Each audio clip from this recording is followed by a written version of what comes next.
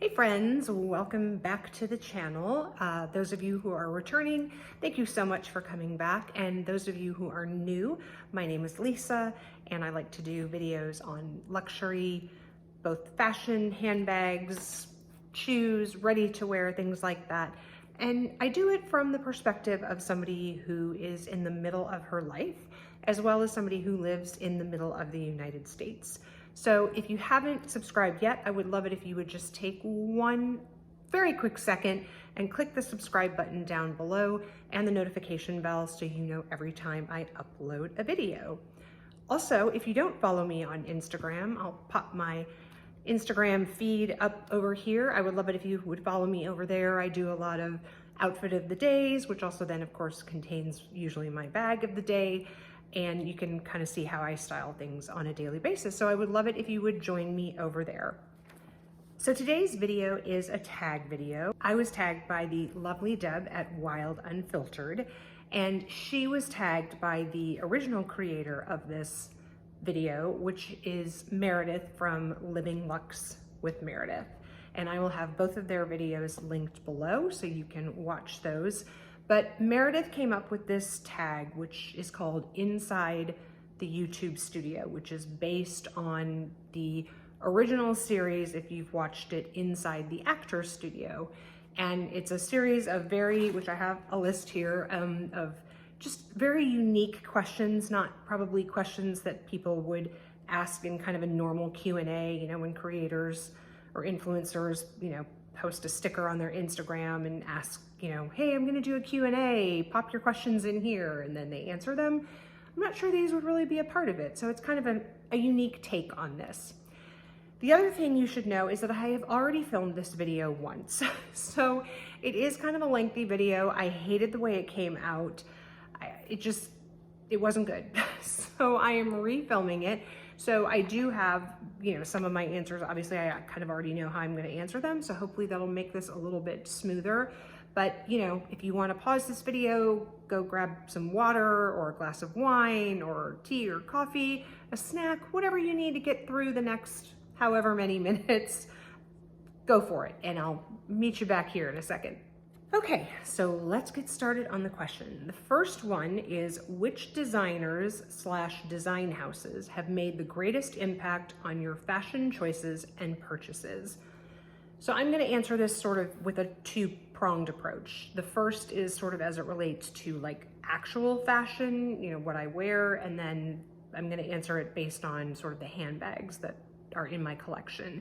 So I would say for ready to wear and, you know, sort of my, what is part of my closet and what I wear on a daily basis, I would say my style is generally pretty classic, but with an edge. You'll often see me in, you know, a t-shirt or a tank top, a pair of, you know, boyfriend jeans and an oversized blazer or a moto jacket. Even if I'm wearing a dress, a lot of times I will have, you know, some kind of jacket over it. I'm definitely one of those people who subscribe to the, you know, third piece rule. I never understand why people call it a third layer.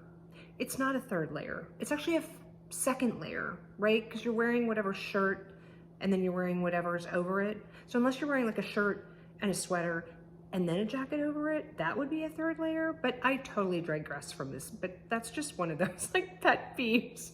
Like that's my hot take for the day, okay? Is that a third layer is not a third layer. It's a third piece maybe, but not a third layer. Anyway, so because of that style, I really find a lot of inspiration in Dior's ready to wear. I like a lot of their classic pieces. I love the bar jacket. For those of you who watched my video about the things I love but will not be buying, it was sort of a little add-on to another piece that I won't be buying, which is the Kelly belt. But I love the bar jacket. And if I worked in an office still, I probably would like take the plunge and buy one. But I think the tailoring of Dior clothes is stunning. I also really, really like Fendi, especially a lot of their new collections that have come out. If you've seen my recent Fendi unboxing, you would have known that I bought a piece of ready to wear. It's my first piece of Fendi ready to wear, and I love it. And I really love a lot of their styles. If I had unlimited funds, I would buy a lot more. So I would say from a dressing perspective, from, you know, what I put on my body, I would say those influence me probably the most. And I do have several pieces of Dior ready to wear, and then obviously the one piece from Fendi. From a handbag standpoint, I don't know that I would say anything really like influences me. I mean, I have probably, Chanel is probably the biggest amount of bags I have in my collection. But I don't know if I would really say that I'm influenced. I love Fendi's designs. You know, I have a peekaboo, I have a baguette. I'm not sharing my bag of the day because this, again, video is gonna be way too long to begin with. And I was carrying my Fendi baguette today. Also, I apologize if I sound a little nasally. I think I'm coming down with like an upper respiratory thing, so apologies. But, you know, I love their styles. Again, that same video where I talked about what I'm not gonna buy, I love the Fendi First bag, and if I could find a way to make it work in my wardrobe and my lifestyle, I would 100% buy that bag. I love it. I have many baguettes from the 25th anniversary. If you haven't seen that video where I go through all of the bags that are going to be released in November for that 25th anniversary drop with prices in US dollars, I will link that up, I think over here, up above, so you can check that out because obviously that's a pretty timely video. Lots of baguettes in my future, definitely more peekaboos in my future, more Chanel 19 bags probably in my future. I would love to add another Chanel mini to my collection. I only have one. So, well, I guess technically two. I have a reissue and I have a classic quilted one. So yeah, probably Fendi and Chanel, probably for the most part as far as handbags are concerned. And obviously I love Hermes as well, but I don't have as many in my collection because those take a little bit of work to get. So when you dress for the day or an event, what do you think about? Is there an impression or message you're conveying? I always like to look put together. So, you know, even if I'm wearing like a lounge set, I still like to be put together, even if I'm just going to Walmart or Target, which is honestly mostly where I go living in the Kansas City metropolitan area. You know, if I do dress up, I like to look put together. Do I do it because I'm trying to impress somebody or, you know, give some sort of like, say something about myself? No, I personally feel better looking like I am pulled together. So yeah, I don't think I certainly don't dress to impress. I mean, I guess maybe if, you know, we're going to a black tie event, which we haven't gone to in several years now. We used to go to probably 2 or 3 a year. Of course, then I'm dressing to impress, although I don't know impress, but you know, obviously that's a different look, right, than what I wear to go to Walmart. I'm not gonna be wearing a ball gown to go to Walmart. I might carry my Birkin to Walmart, but I'm not going to wear a ball gown. I draw the line at that. So yeah, I don't think so. Just, I really dressed for me. I guess that's how I should answer the question. Next question, and I'll answer these two together because they're sort of the yin and yang of each other. So the first is, what turns you on creatively? I am an extremely, extremely musical person. So music impacts my life tremendously, whether it's memories or whether it's to get me in a certain mood, and we'll have some questions of that at the very end. It just is very important to me. I grew up singing all my life. My dad sang, we used to sing in the car, so I have really great memories of singing with him. We sang My Girl at my wedding together. I pre-recorded our first dance song with my husband, which was unforgettable. My dad pre-recorded a song for my wedding, which will always bring tears to my eyes, which is Sunrise Sunset. He, from like the minute I was born, wanted to sing that song at my wedding. So if you have a little girl and you've watched Fiddler on the Roof, you know what I mean. So honestly, music really gets me going creatively. What turns you off? You know, I don't know that there's anything like in particular, except probably it's more of a personal thing where if I'm not feeling kind of my best, you know, if I don't really like the way my hair turned out today, or, you know, what I'm wearing, I feel frumpy or something, then I'm probably not in the biggest creative mood. Next question, how do you celebrate big events or achievements in your life? I don't really. I'm not someone who like wants like big gifts for their birthday or, you know, a holiday. We happen to celebrate Hanukkah, or an anniversary, something like that. I think my husband and I are both at a point in our life where, you know, if we want something, we buy it. So this whole like, oh, I'm gonna get this for you. Like, I mean, obviously he got me my Birkin, and that was sort of a pre-anniversary gift. But other than that, we really don't commemorate things with gifts. I would say really the way I like to celebrate big events is with my kids, with my family, and that's honestly the most important thing. As I get older, experiences mean everything to me, and creating memories with my children is priceless, and you cannot put a price tag on that. We took a trip last Thanksgiving to New York City, and 3 of our 4 children came.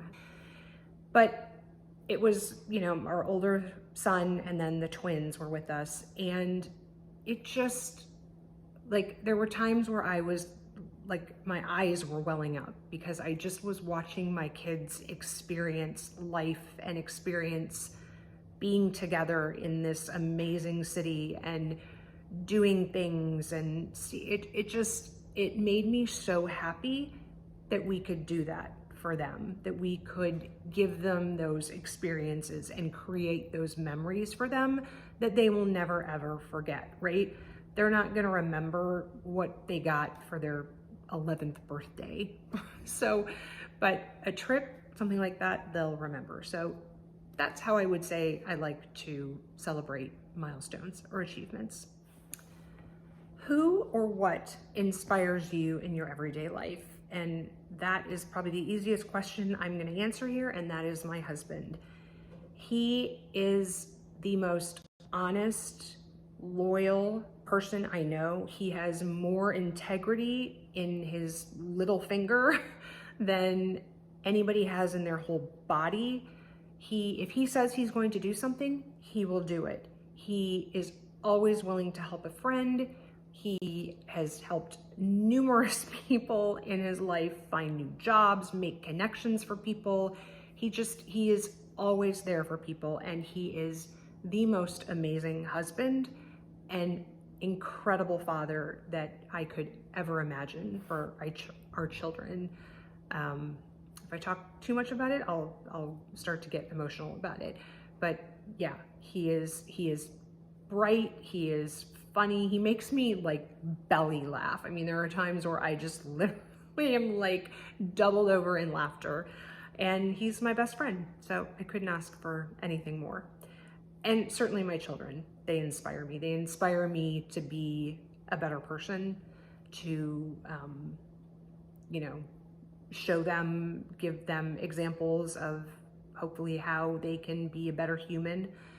And I think so far it's paid off. We have 4 pretty incredible children. Okay, again, these next 2 questions kind of go hand in hand. What traits or attributes attract you to other people? And then the next question is, what traits or attributes turn you off other people? As far as what attracts me, humor, intelligence, caring, people who follow through with what they say they're going to do. And probably just the exact opposite for people that, you know, that turn me off. I don't like it when people say they're going to do something and they don't do it. I don't like people who are mean. I don't like people who are ignorant and who are not willing to listen to another perspective or be open to other people's, you know, backgrounds and cultures and race and ethnicity and religion. That kind of intolerance is something that just, yeah, it's a no-go for me. you know, I mean, I guess if you're not funny, it's not gonna turn me off, but it's always nice if you have a little bit of a sense of humor. So yeah, I think those are the things that turn me on and turn me off. Okay, 5 adjectives that describe you. Loyal, fun,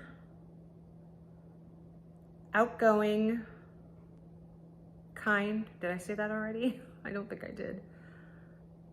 And intelligent. We'll go with those.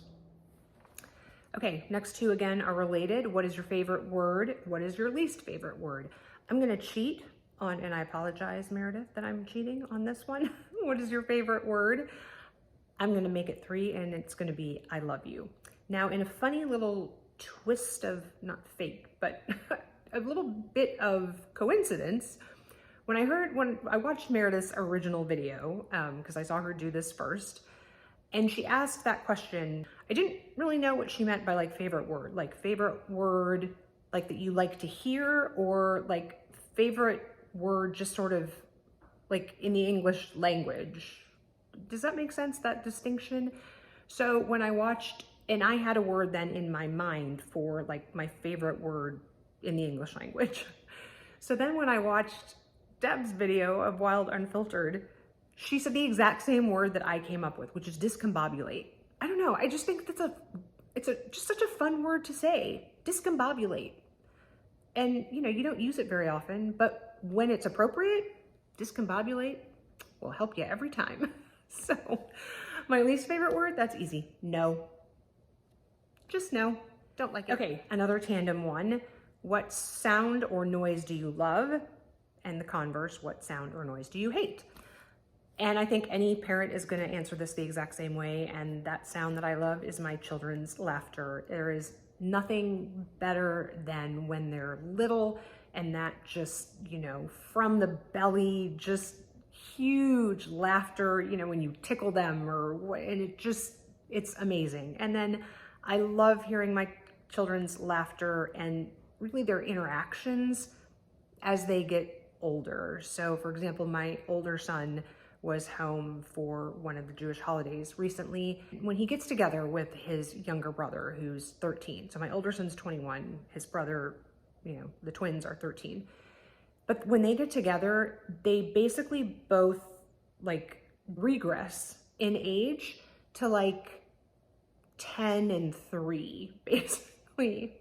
Or more so that my 21-year-old becomes the same age as his younger brother. And I mean, they were like wrestling and on the ground and laughing hysterically. And it brings me so much joy to see them interact. We have been so incredibly blessed with our children. And, you know, there is a fairly significant age difference between the 2 older ones and the twins, but their relationship is unbelievable. And yeah, couldn't ask for anything more. So those sounds are just music to my ears. What I hate, cracking knuckles. And I think 3 of my 4 children do it. I don't know where they learned it from, because neither myself nor my husband cracks their knuckles. And our older son, Jack, he like does that neck thing. Oh, like nails on a chalkboard to me. The worst. Okay, another 2 that kind of go hand in hand. What profession other than your own would you like to attempt? What profession would you not like to attempt? Again, 2 very easy responses for me. What I would like to attempt would be to sing on Broadway. I would never make it, but Broadway would be like the ultimate like goal of mine. Or close second place, I should say, would be to be on Sesame Street. I love Sesame Street. It's the best show ever for children. If you're in a place in the world where you don't know what Sesame Street is, I'm so sorry, because it's amazing. What I not like to attempt, being a server at a restaurant. Anytime we're out to dinner or for a meal, I'm like, I could never be a server. Like, I don't have the patience for it. Just the whole like dealing with fussy customers and whatever. What has been one of the formative challenges you've overcome? I mean, I feel like I've been pretty fortunate in my life to not have a whole lot of challenges, but I guess probably the one that comes to mind is infertility.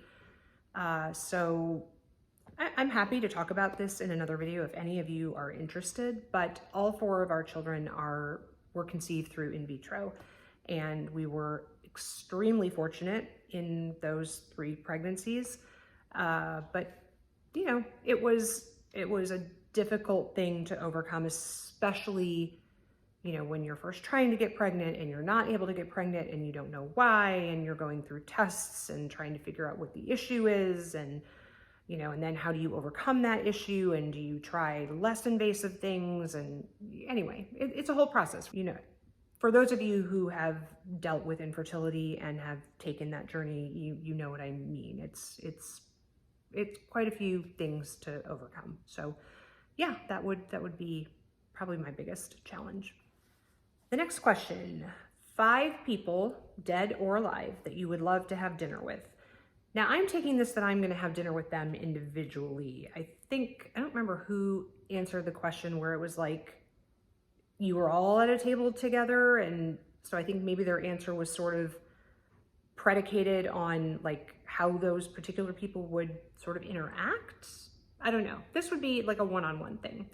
So Princess Di, I've always been interested in Princess Diana and just how she lived. And, you know, I remember getting up when I think I was like 10 maybe or something, or 13. I don't remember how old I was when she got married, but I remember like getting up at like 5 in the morning to watch it live. And of course I remember, you know, the day that she died and, you know, watching the news coverage like 24/7 on what happened, and just, you know, watching how the British people were just devastated by her loss, and the world too, but obviously much more so the British people. But I would just, yeah, I think she would be really interesting to talk to and just learn how being a part of the royal family impacted her life, and, you know, maybe what she would have done differently, or, you know, did she regret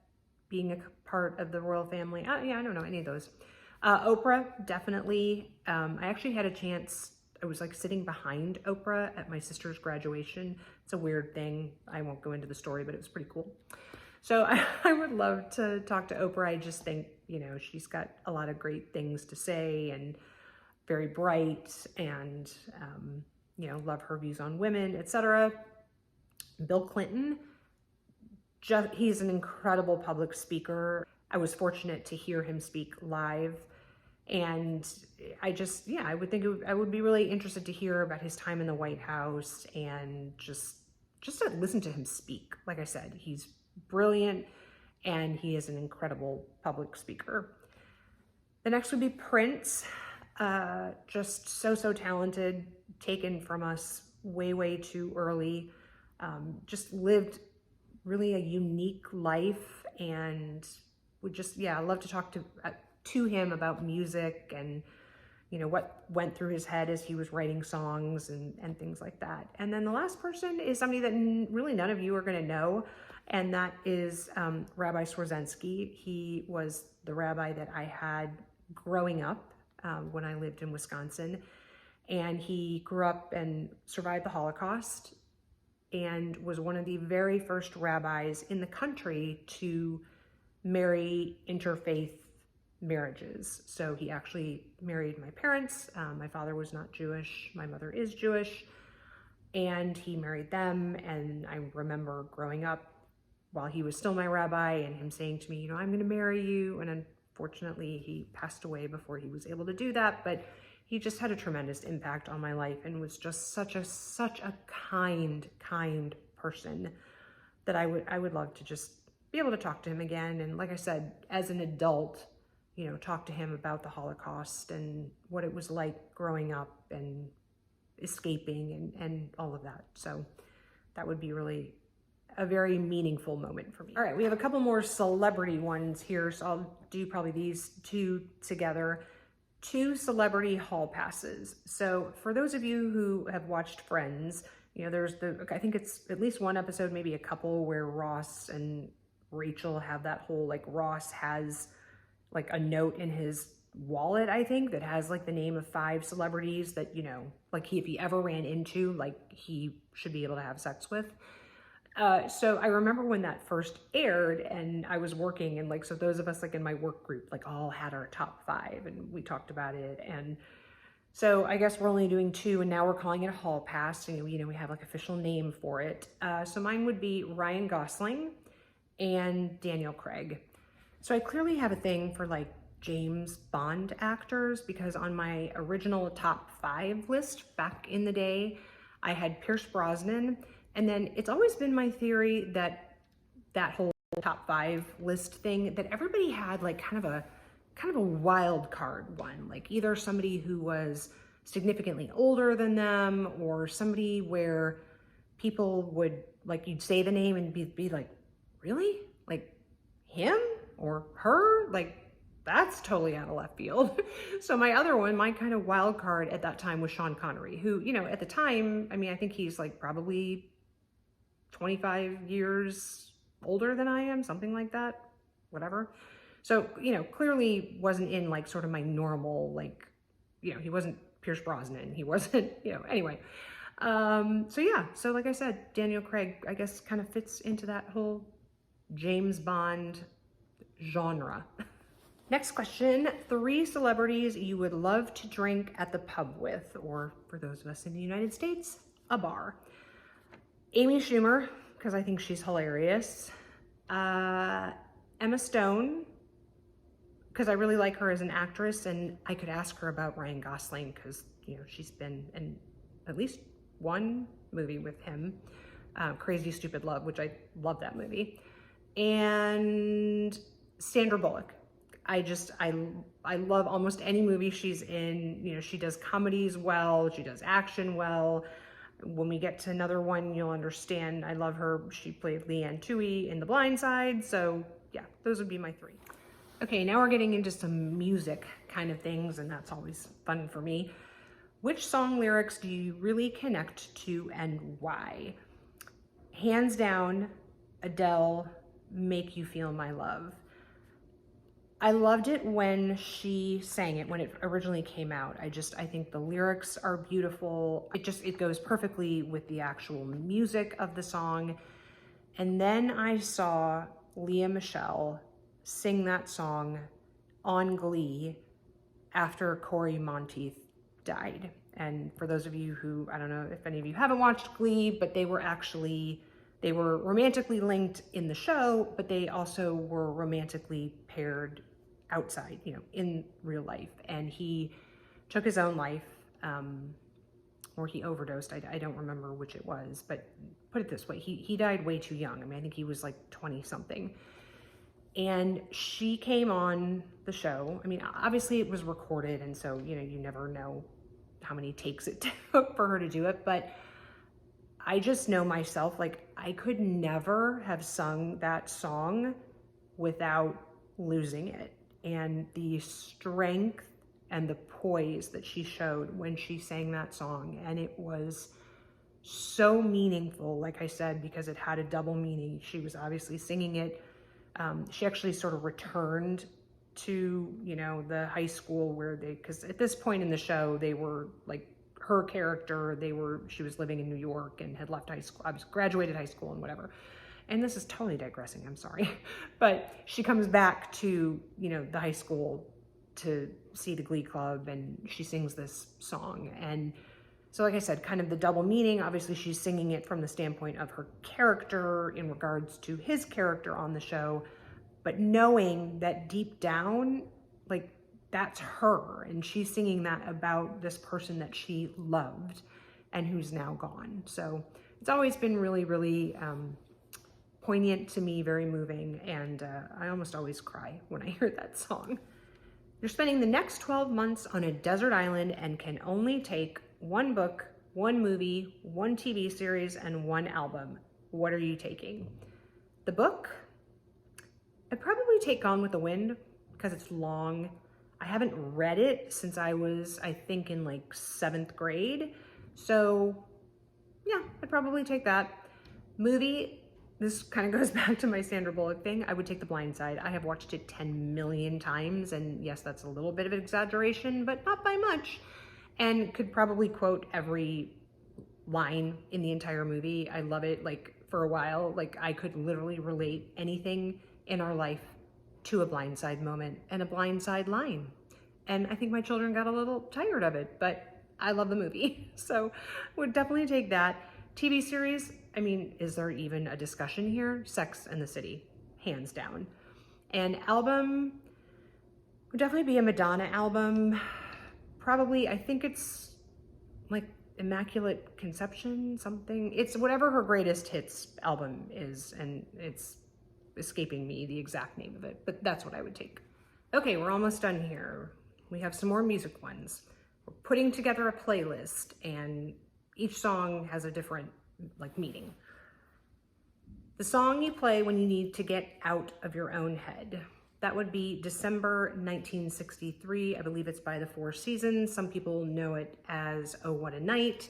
Just great song. It also kind of reminds me of my youth. I think it, like when I was little, I think it came out like early 70s, something like that. So the next one, the song you play when you need to gear up for the day or a workout. That one would be Black Eyed Peas, Got a Feeling. My whole family likes that song. It's just a fun song, you know. It's got a great beat and definitely gets you going. I like that one a lot. The song that gets you on the dance floor, hands down, no question, Vogue by Madonna, because everybody needs to be on the dance floor for that on the cover of a magazine part. If you've seen the video, you know what I mean. So those of us who are 80s kids. The song that you love to sing at the top of your lungs in the car. No doubt, Bohemian Rhapsody by Queen. Now, honestly, any Queen song is amazing, but Bohemian Rhapsody is, you know, first of all, if you've seen Wayne's World, you got the whole, you know, head thingy going. And then my kids, when they first kind of learned about the song, love to sing the mama ooh part. Like, so we get to that, like the song is playing and then like they all go into that little part there. And it does it a couple times. So anyway, that's a great favorite. Love to sing that in the car.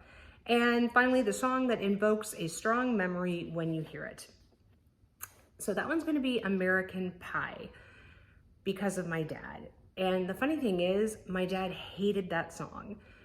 But I remember I have very, very vivid memories of driving with him in the car and hearing it on the radio and singing it with him. And even though he hated, and I'm blanking right now on who sang the song, Jim something?